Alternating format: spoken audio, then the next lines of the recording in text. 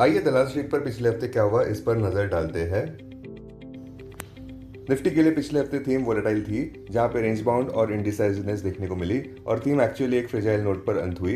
Negative बात यह रही कि निफ्टी 50 साइकोलॉजिकल 24,000 मार्क के नीचे फिर से बंद हुआ, जो इस बात को दर्शाता है कि बेयर्स का पक्ष भारी है और मार्केट्स में क्लियर मेजोरिटी नहीं है कि मार्केट्स ऊपर बढ़े। ज्ञान मंत्र ये कहता है कि निम्बल और लाइट रहे लेवरेज लॉन्ग पोजीशंस को लेकर, क्योंकि एक मिनी क्रैश की रिस्क नहीं नजरअंदाज की जा सकती। अब वीकली स्कोर कार्ड की बात करें तो निफ्टी 23,644 माइनस 2.2% नीचे, सेंसेक्स क्लोजिंग प्राइस 75,238 2.7% नीचे, बैंक निफ्टी क्लोजिंग प्राइस 53,710 2.89% नीचे। सख्ती से कहे तो सेंटिमेंट हिट होती नजर आई, जहां पे प्रधानमंत्री मोदी जी ने सिटीजन्स को गुहार लगाई कि वे ऑस्टेरिटी मेजर्स अपनाएं, क्योंकि मौजूदा चल रहे यूएस ईरान कॉन्फ्लिक्ट को लेकर जो इंक्लूड होते हैं कि कटिंग फ्यूल कंजम्पशन, दूसरा avoiding non essential gold purchases, तीसरा लिमिटिंग फॉरेन ट्रैवल। अब देखते हैं कि दिन प्रतिदिन मार्केट एक्शन कैसा रहा। निफ्टी की शुरुआत एक कमजोर नोट पर हुई सोमवार के व्यापार में, जहां पे यूएस प्रेसिडेंट डोनाल्ड ट्रंप ने ईरान के प्रपोजल को रिजेक्ट किया और एस्केलेटिंग फियर्स देखने को मिले प्रोलॉन्ग कॉन्फ्लिक्ट को लेकर पर्शियन गल्फ में। निफ्टी 360 पॉइंट सोमवार के व्यापार में नीचे गिरा। मंगलवार को शार्प डिक्लाइन जारी रहा, जहां पे सर्जिंग क्रूड ऑयल प्राइसेस की वजह से और रिकॉर्ड रुपी कमजोरी की वजह से, साथ साथ विदेशी संस्थागत निवेशकों की भारी बिकवाली की वजह से निफ्टी फिर से कमजोर नोट पर बंद हुआ, 4.36% नीचे। बुधवार के व्यापार में थोड़ी रिलीफ रैली देखने को मिली, जहां पे बीटन डाउन काउंटर्स में खरीदारी देखने को मिली। निफ्टी 33 पॉइंट्स ऊपर बंद होने में सफल रहा। गुरुवार को स्ट्रॉन्ग पॉजिटिव ग्लोबल क्यूज के चलते निफ्टी 277 पॉइंट्स ऊपर बंद होने में सफल रहा, किंतु शुक्रवार के व्यापार में फिर से प्रॉफिट टेकिंग का पलड़ा भारी रहा और निफ्टी 46 पॉइंट्स नीचे बंद हुआ। निफ्टी 50 कगार पर ही रहा, जिसके मुख्य कारण इस प्रकार है। एक तो WTI कच्चे तेल के दाम $106 प्रति बैरल पर ऊपर ही है। दूसरा, डेप्रिसिएशन देखने को मिला है इंडियन रुपी में, जो 96.14 प्रति डॉलर पर नीचे आया है। तीसरा, डर इस बात का है कि स्ट्रेट ऑफ हॉर्मस के टेंशंस काफी समय तक चलेंगे। चौथा, हाइटेंड फियर्स है इंपोर्ट इन्फ्लेशन और इंडिया के फिस्कल बैलेंस पर प्रेशर आने के। पांचवा, विदेशी संस्थागत निवेशकों ने पिछले हफ्ते कुल मिलाकर 13,584 करोड़ रुपए के शेयर्स बेचे। छठा, कमजोर मानसून एल नीनो का डर। सातवां, टेक्निकली निफ्टी अपने 50, 100 और 200 डीएमए के नीचे ही व्यापार कर रहा है।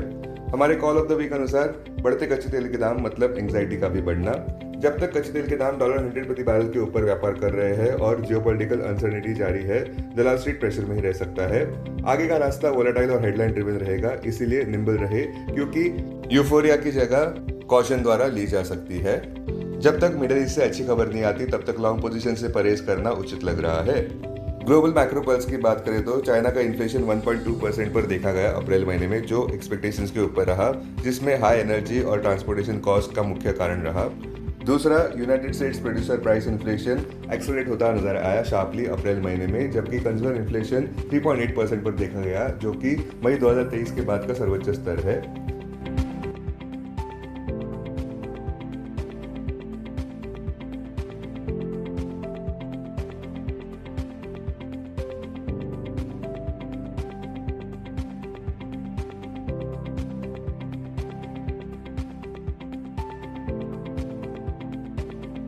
अब आइए देखते हैं पिछले हफ्ते इंडाइसेस का परफॉर्मेंस कैसा रहा। निफ्टी में बुलिश मोमेंटम फेड होता नजर आया, जहां पे एक वोलेटाइल रेंज बाउंड एनवायरनमेंट था, जिस वजह से निफ्टी साइकोलॉजिकल 24,000 मार्क के नीचे बंद हुआ। अपसाइड इस वजह से सीमित रही। टेक्निकली अगर देखें तो निफ्टी 21 डीएमए के भी नीचे है, अब जो है 24,055 मार्क।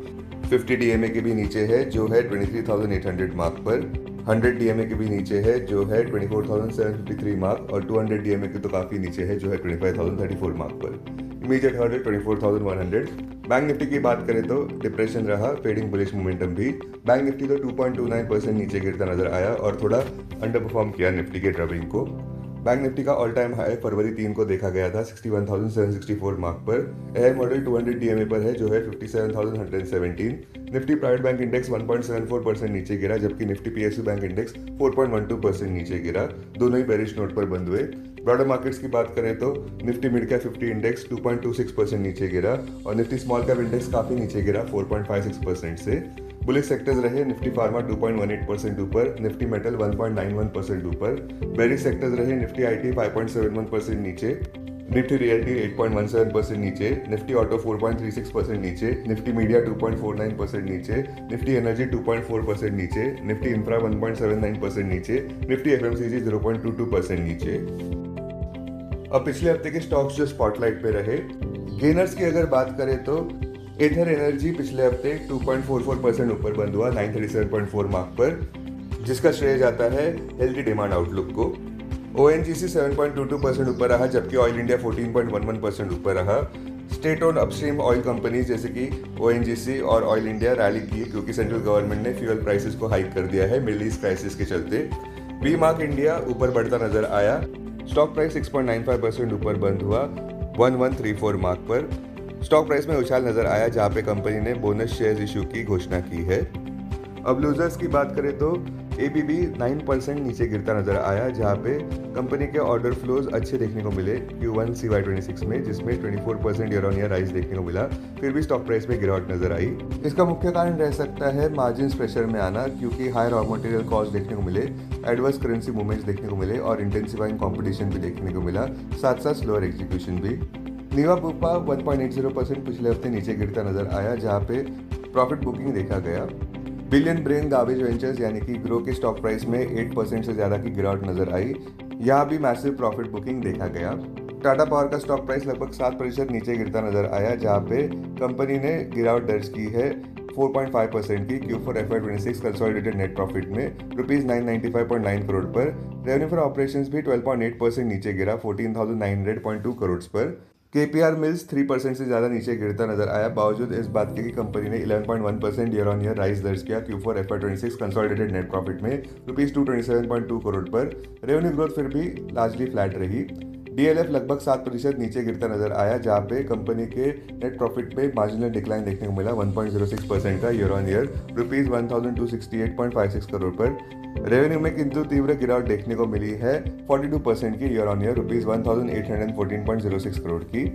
डीएलएफ ने अनाउंसमेंट की है कि वे ₹21,300 करोड़ एडिशनली इन्वेस्ट करना चाहते हैं उनके ऑनगोइंग प्रोजेक्ट्स को कंप्लीट करने के, रेजिडेंशियल प्रोजेक्ट्स जो है मेनली दिल्ली एनसीआर में, मुंबई और ट्राई सिटी चंडीगढ़ में। गेन्स 27% से ज़्यादा नीचे गिरता नजर आया, जहां पे कंपनी ने वीक कॉर्पोरेट अर्निंग शो का प्रदर्शन किया। प्रीकॉल कंसोलिडेट होता हुआ नजर आया, जहां पे कंपनी ने अच्छे Q4 अर्निंग्स का प्रदर्शन किया है, जिसमें कंसोलिडेटेड नेट प्रॉफिट देखा गया 109.53% ऊपर ईयर ऑन ईयर ₹73.23 करोड़ पर। यही आंकड़ा पिछले साल इसी क्वार्टर में ₹34.95 करोड़ पर था। सीक्वेंशियल बेसिस की बात करें तो प्रॉफिट आफ्टर टैक्स 14.98% ऊपर बढ़ा। Q3 FY26 का आंकड़ा ₹63.69 करोड़ का था। पिछले हफ्ते के निफ्टी 50 के गेनर्स इस प्रकार रहे: अदानी एंटरप्राइजेज 8.38% ऊपर, ओएनजीसी 7.22% ऊपर, सिप्ला 6.32% ऊपर, टाटा कंज्यूमर 4.91% ऊपर, भारती एयरटेल 3.86% ऊपर। वहीं लूजर्स रहे टाइटन 7.54% नीचे, श्रीराम फाइनेंस 6.93% नीचे, रिलायंस 6.88% नीचे, जियो फाइनेंशियल 6.53% नीचे, टेक महिंद्रा 6.32% नीचे।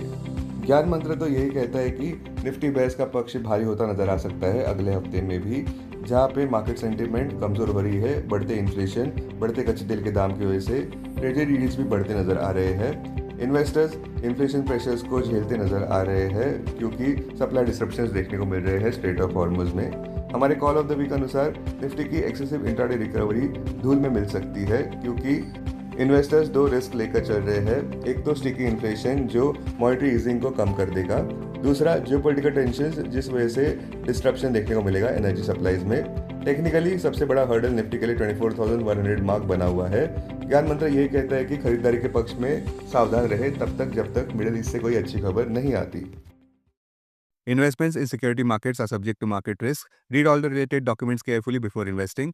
This content is purely for information and educational purpose only and in no way to be considered as an advice or recommendation.